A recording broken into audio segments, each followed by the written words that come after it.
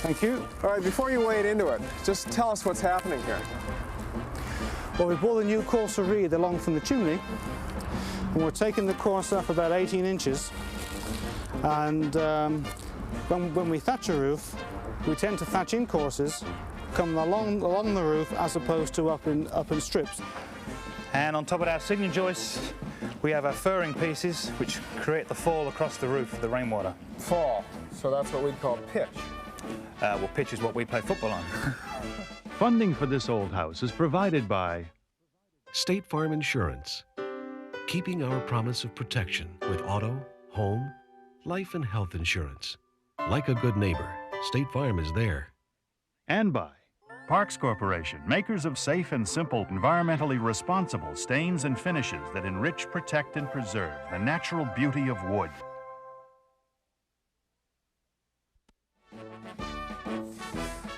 Well, good morning.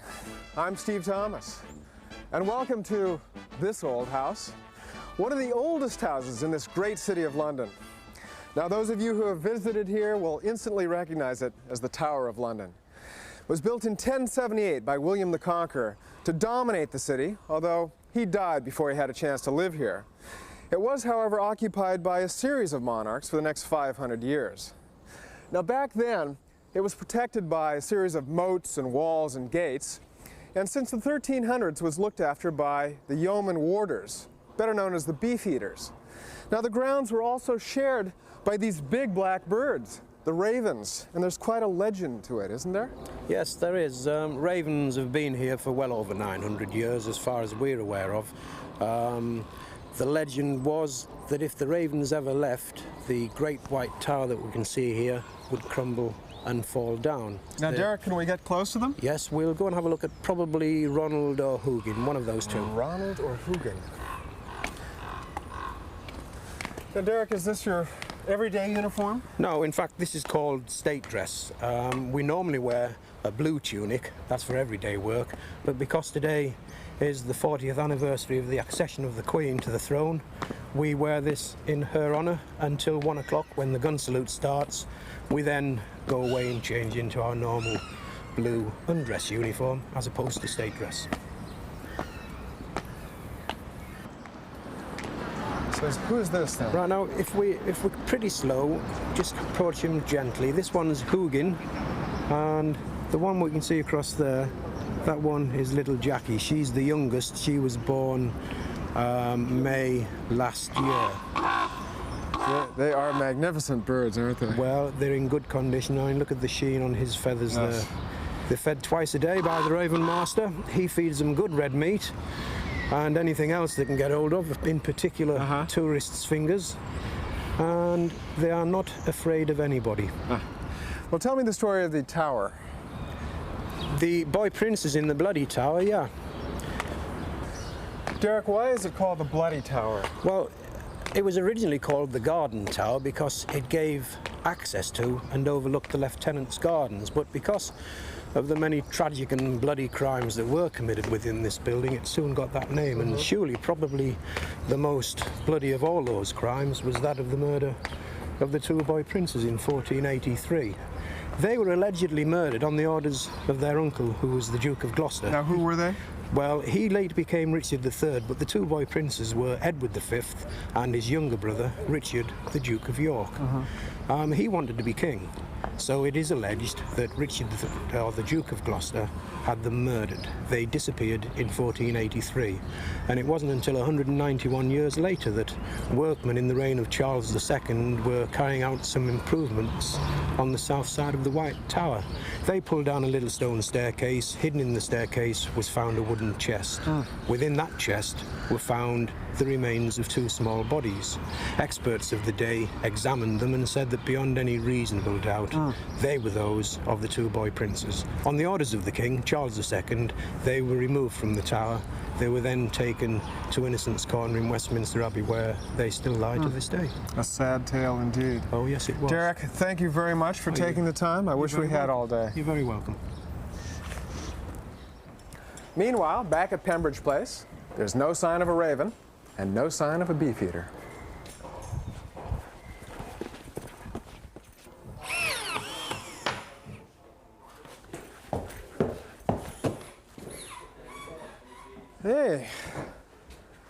Partition for new closet.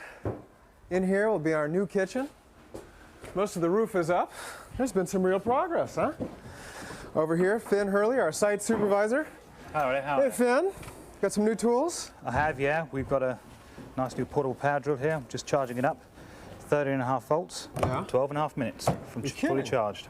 Boy, that's about twice as fast as the one I've got. That's great. Plenty of power? Plenty of power on that one, yeah. All right. You're getting on with the framing, huh? Yeah, this is the last section there, the shower room. Shower room goes here. Yeah. So where's Booth? Well, there's a small problem here on planning. He's down at the town hall. Problem? Yeah, but he'll tell you about that when he returns shortly. So he's coming back. And He's coming back, yeah, once he knows what's happening. All right. Well, it looks like you're rolling on the roof. Can we nip up there and have a look? Of course we can, yeah.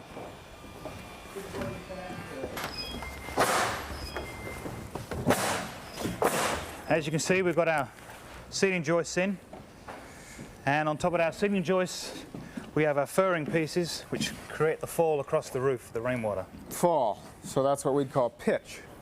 Well, pitch is what we play football on. And the plywood goes on top of that. Yeah, the plywood decking just goes straight down on top and is knelt in place. What are you going to use for waterproofing? Well, we're using the latest thing. It's we've not used it before. It's a single membrane system which is brand new. Well, if that's the latest thing, Finn, I suppose the earliest thing, over here in England anyway, is thatching. Certainly. Take a look. Well, to my eye, it looks like this cottage could have been here for 200 years, Chris. Well, I think the architect would have been very pleased to hear you say that. It was actually built at the beginning of this century. Was it? And it was designed by an architect from Ireland called Ernest Trowbridge. And he built several of these houses in this part of Kingsbury. There are 4 of them here, and there are another 4 just up the road. Built himself a little village, eh? Yes, he did. Now, you've been on this thatching job for how long? About 4 weeks. 4 weeks. And what is the material exactly? On the main part of the roof, we're using water reed. Water reed, and that's this stuff we here. have some examples of that over here. On the ridge, the bit you can see at the top there, we're using sedge grass, which is this particular material. Now, where do you get this? This grows in the marshes of Norfolk, around the Norfolk Broads, and on the Cambridgeshire Fens. So that's harvested locally? Yeah, or in England? and that's about a 3 or 4 year growth. I see. Okay. And you've got some different colored material here. What's this? Yeah, this is actually wheat straw, which I've just brought along to show you the differences. We're not actually using this on this particular property, but that's cone wheat straw. All right, but how about this? This is the water reed. This is what we're actually thatching with. And where does that come from? Well, this particular example came from Austria. Austria? But it is widely available in the UK. So this growing fresh or salt water? It's both. It's very light. Yeah. Yeah. And very straight. It's lovely. And how much does something like this cost since you have to import it? A bundle of one of these would be about £2. £2, $4. And how many do you need? On this particular roof, we'll be using about 1,800 of them. Oh. So it gets quite pricey. It can do. Well, is it as expensive as these roofs are? Do they last a long time? This looks like it's seen better days. No, this is fine. On average, they will last around 50 or 60 years. 50 years? Boy, that's amazing. Now, when you do the whole job, will you replace this? No, we can repair this. The water penetration of a thatched roof is not much more than an inch and a half. And in fact, if I pull a bit of this out for you, oh, look at that. you can see that the colour of the reed is very similar to the reed we're using at the moment. So you give this a haircut somehow? Yeah, we'll just dress it back into position, and it will get rid of all this decayed. How do you do that? Well, we use a tool called a legget. Some examples of which I have down here. A legget? A legget. This is a traditional Norfolk legget, which has horseshoe nails in. They're flattened out horseshoe nails. That looks rather evil. Yeah, we don't use that too much these days. And what about some of these others? That was an idea that we have, cast aluminium, but I didn't like it much, so don't use that either. That's your invention? No. No. But it was used widely in the thatching industry in the UK. This is my favourite. It's merely just an ordinary flat piece of wood with curtain rail. Oh, look at that. And it works beautifully. Well, let's see how you use it. Okay. Well, you just dress the reed up.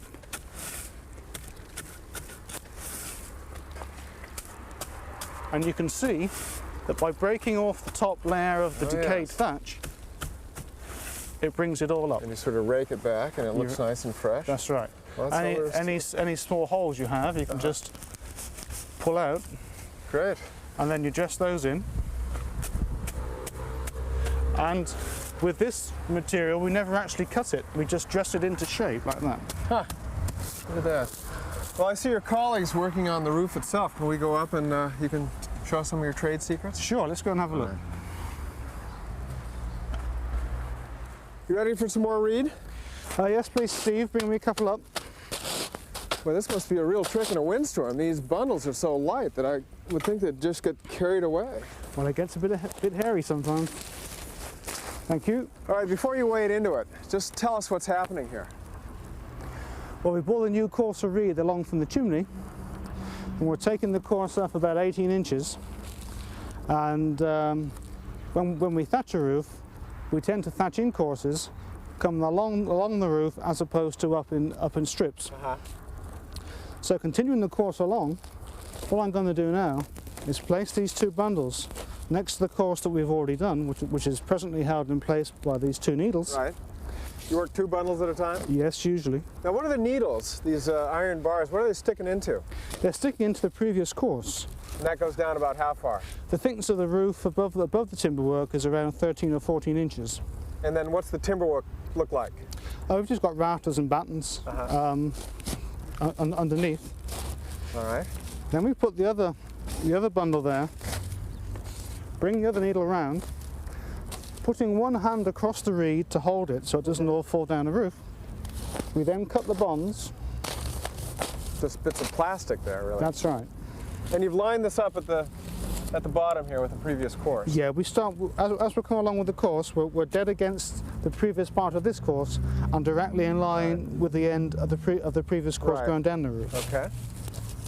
We pull out the bonds and then holding one hand across the top, we dress the reed roughly into place with our hands. You always use your hands? Yes. At this stage, you always use your hands. Well, it's hurt a little bit. This is the ends of these reeds are quite sharp. Yeah, the reeds can be very coarse, and your hands do get cut from time to time. But generally, after a while, your skin hardens up, and you don't notice it too much. So it's really by feel that you do this? Absolutely. Generally, if a roof feels right, it is right. So now what are you doing? Well, now we're going to get a couple of hooks and put over this temporary sway, which is held in by the previous course. A sway, you call it? Yeah, this is a temporary sway. You'll put a permanent one in later on? Yeah, later on we're going to get a piece of high tensile steel, lay it across the reed about here, about 18 inches above the butts. Okay. So we'll see that in a bit. We'll see that in a bit, and that will then be fixed to the rafters. Now you're using your legget, you called it, Yes, right? we're using the legget, and we're going to dress the reed up into place. And you don't really smash it, you're just kind of easing it into place. There. That's right, gentle dressing. We're going to have to squeeze the needles up a little bit. Why is that? Just to keep the thickness up, because as I was dressing with the legget, I could tell that the needles were coming apart a bit. So there we go. All right. You mind if I try one? No, sure. Let's have a go. All right, I'm all set for you, Chris. Okay, Steve. Well, we're going to start you off with one bundle. See how you get on with that. All right. There you go. So first step is to set it even with the rest of the courses. That's right. And you take your needles. Yeah, keep it tight in. Keep it. Both of them? Yeah. Then you got to cut the bands, right? Hold it in place. Yeah, do that Yes? one. Yeah, and then bring your left arm lower. Left arm lower, like this. That's it. Okay. All right, bands come out. Yeah. Smooth it. Yeah, just so that with your right hand. Now what's the trick to this? Well, just do it gently, but you have to get the reed to the top of the course, so I see. you have to push this up higher. All right. Something like that? Yeah. Okay. That's it. So you're sort of establishing your slope. Yeah, you're getting roughly into place before you actually use the legget. Now you're going to have to pull these out a bit at the bottom. That's it, just the end of it. And if you bring the temporary sway along at the top. Do I need more of them? Or? No, that'll be fine. That's enough. And just get a couple of hooks which are to your left. The hooks. And stick that over there into the sway below. And get another one. Okay. All right, am I ready for the legget? Yeah, now get your legget. You're going to have to put your left arm over the reed to hold it. That's All it. right. So this looks like the trick here.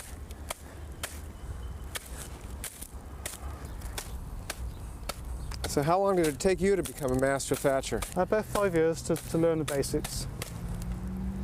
That's great. Now, push the temporary fixings down a bit more Yeah. in case up they've here. moved. That's it. And now we're ready for the next bundle. All right. Well, there is a real trick to this. I can see why it takes you 5 years to become a thatcher. Yeah, there's quite a lot to it. It can be very involved. Now here we're up at the gable end. How do you handle the overhang? Well, as we saw earlier on, Steve, when we were coming along and doing the piece of thatching, the reed was going perpendicular up the roof. Well, as we get towards the gable end, over a period of about 6 feet, we have to gently turn that reed so that it's eventually going at this angle that you can see here, shedding the water away from the building. And also that gives you some cantilever at the gable end. That's too. right. So what we do, we lay the reed on like that. It goes over the edge by about 8 inches, and the water just sheds off. Okay, so there's a trick there too. That's right. Now I noticed your colleague Barry is putting the cap on. Can we go check that out? Sure, yeah, he's doing some ridging with some sedge. Now the ridge is a different material. That's right. It's made of sedge, which is that grass I showed you earlier, which we cut in Norfolk. Hey Barry. So what's the trick? Right here you can see that Barry is twisting hazel spars into wooden staples, Staples. and he's placing the spars over the ligger. Ligger. Yep, that's the long hazel rod, and by doing so, you press those staples into the ridge, holding it all in place. Is this crisscross pattern a trademark of yours? No, it's commonly used by thatchers throughout England. That's quite lovely, isn't it? It is marvellous, yes. Now how do you finish off the skirt, which is rough now? Well, what we do is we get to that in a moment, and we just cut it out with a knife. Here we can see Barry cutting out the pattern. Just following this by eye? That's right. He's put the hazel ligger around, sparred it in, and he's just cutting around using his eye to get the exact curve. With a very large machete.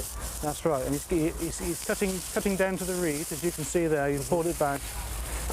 And this is the only time you use any cutting implements? That's right. Everything else is dressed into place with the legget, and it's only once we get to the ridge and cutting the patterns out that we cut anything at all. Apart from that, the material is just placed into position. And here he is, just getting the shears just to trim off the bits to finish the pattern off.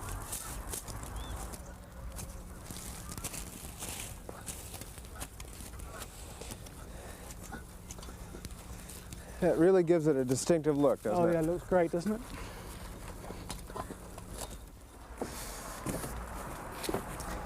Well, Chris, how much does a homeowner have to have stashed away in the bank to pay for a job like this? About 16,000 to pay for everything. 16,000 is 32,000 bucks, so it's not cheap, but does it last a long time, you say? Oh yeah, 60 years it's good for, and it looks marvellous. So maybe it's a bargain after all. Absolutely. Well, thanks for showing it to us. That's a pleasure, Steve. I'm glad you can make it. Come on over stateside and do one for us there, will you? Love to. Give us the call and I'll be there. All right. I'll say this, if you've got deep pockets, a thatched roof is the way to go. Now back on the site, one of the thorniest problems has been this staircase. This flight of stairs has got to come out and a new one go in its place. It's not going to be built here. Instead, it'll be fabricated in a workshop not far away. Earlier, David Booth, our general contractor, and Norm Abram had a look. John, hi. Oh, hello. Come and meet Norm. Hello, Norm. Hi, nice to meet you. And you? John Reynolds is a partner in Hyde's Joinery. It's been around for well over 100 years, specializing in custom work, here called purpose-built. Right, here we are, Norm. Minus that. God, it's a bit warmer in here. Yeah, I'll say. Well, then we come across, now we've got the cross-cut here. All right. So the timber comes out of the shed and the first cut's made here. That's right. Okay. Yeah. Then we go from there. We come over to the saw here, the table saw here, and we do the ripping down. Okay, all your pieces are ripped. That's right. Then from there, we bring it over to our planer. Nice flatbed planer, that, isn't it? It's a lovely planer. And we do our surface planing and the wide boards. Okay. now we come up to this planer. This is a four-sided planer. Okay, so this is a planer that does the top, bottom, and both edges at the same time. At the same time, yes, sir. I'd like to have one of those at my shop, okay? Right, now we come to the spindle moulder here. Okay. And at the moment, as you can see, this is set up with a drunk saw in it. A drunk saw. Yeah, or wobble saw. Right, which it moves up and down, producing these grooves. Yeah, that's right, to any side we want. Right, then we come over here, and then we've got the band saw, which does all the shape cutting or fancy cutting. Oh, that is a nice one. Right, yeah, that's been here. And now, of course, now we come to the stair trencher. Stair trencher? Yeah. What does that do? Well, that cuts the grooves in the strings for the treads and risers. As you can see, Norman, that's the finished article there. You can see how nice that is and how well it cuts it. And we can do any size staircase we want. So with that machine, any stair is possible? Exactly. Okay. Well, I've seen all the equipment that makes the various pieces and bits, so where do you put it all together? I'll show you that if you like, Norman. We'll go upstairs. Okay. Now, John, I see about a half a dozen guys working in this side of the shop. How do they get their training? Well, we train them. We take them straight from school, and then we train them, and we give them a day release. Now, what's a day of release? Well, they go to college for 1 day a week. And to learn the trade? To learn the trade, and yes. Who pays for that? Well, we do. You do. So you've got some money invested in these guys. I'll say we have, yeah. After 3 years, then they bugger off. They do? Yeah. Well, it's nice and toasty up here. Yeah, this is where all the boys work up here. Yeah, what are they making today? Right, these are the radiator cases. See, you're using MDF. Do you remember you saw that at Bedford Park? That's right, you showed me that the first day we got together. It does take a nice edge, I must admit. It molds up well, doesn't it? Is it expensive, or? No, it's about a quarter of the price. 1/4 the price of pine? Pine, yeah. Now, I assume that you paint most of this. Oh, yes, and that finishes up very well. Does it? Makes a good job. Yeah, looks good. We'll have to try it sometime. Yeah. Right, over here, you'll see we're putting casement sashes together here. Baz is making a good job of them, as usual. Is he one of your 3-year men? Well, 42. 42? 42 years he's been with us. I can just remember him coming. You can just remember him coming. Oh, that's great. Yeah. Now, these are what, casements? These are casement sashes. Will you send these out to be glazed? Yeah, we'd send these out to be glazed. The glaziers do them, and they also do the double glazing units as well, if needed. I don't see any paint going on, so there's no finishes or painting that you do? No, we don't do no finishing here, no. It's usually done on site. Purely wood and millwork? Yeah, and all this is purpose-made. All the joinery is purpose-made. Okay, I guess we call it custom-made. That's right. Oh.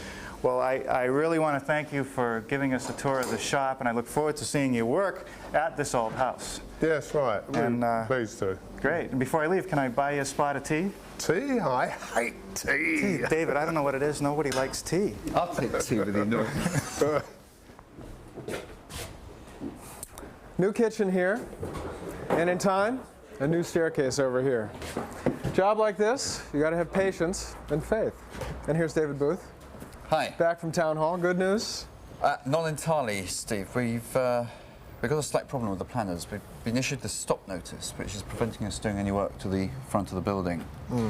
Planners. Are you from the Planning Commission, sir? No, my name's Roger Birtles. I work for a private consultancy, and we're advising David and the homeowners about the problems you've got here. It's that serious, is it? We've certainly got serious problems. The work has been undertaken without gaining permission, and the authorities are rightly concerned. Well, I suspect that the problems start over here in the front facade. That's right.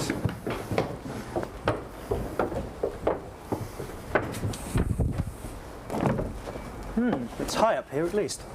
The problem is, and what you've sought permission for, is you've constructed the facade of the building as you see it here. It's flat. In design terms, the authority won't accept that. They'd wish to see a traditional mansard roof, 72-degree pitch, and dormers projecting through. So a mansard, that's one of these roofs, really, that sort of slopes like this, right?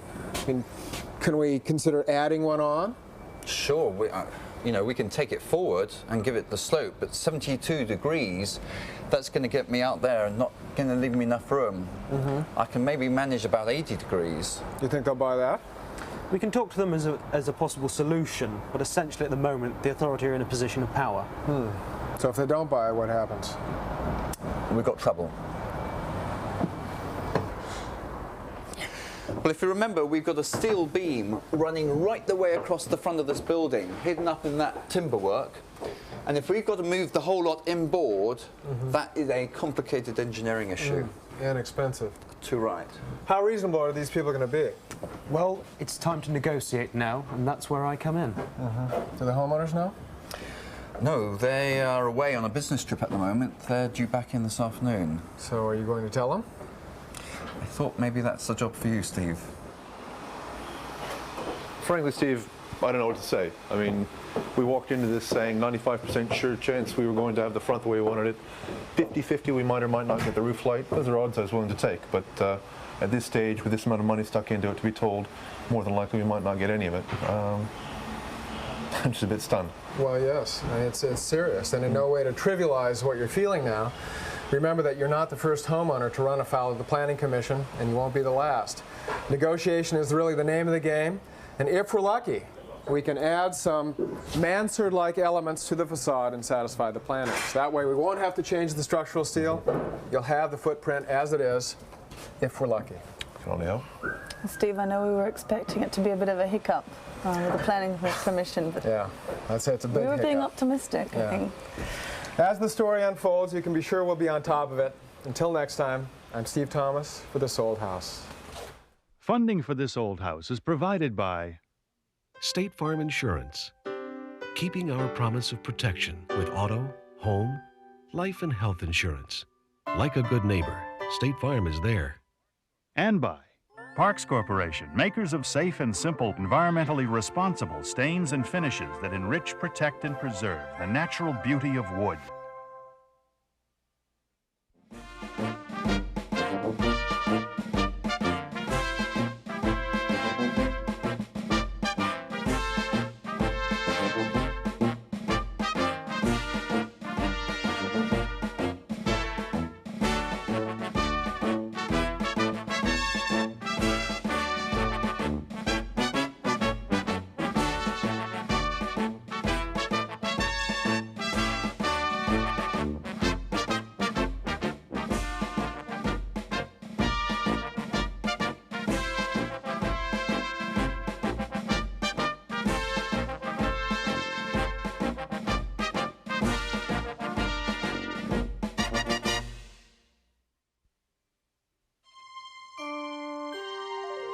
This is PBS. Steve Thomas's book, This Old House Kitchens, can be ordered by calling 1-800-441-3000. Fully illustrated with photos and drawings, this softcover reference presents every aspect of kitchen design and construction. The price is $24.95 plus handling. Please have your credit card ready. The book is also available in bookstores and libraries nationwide.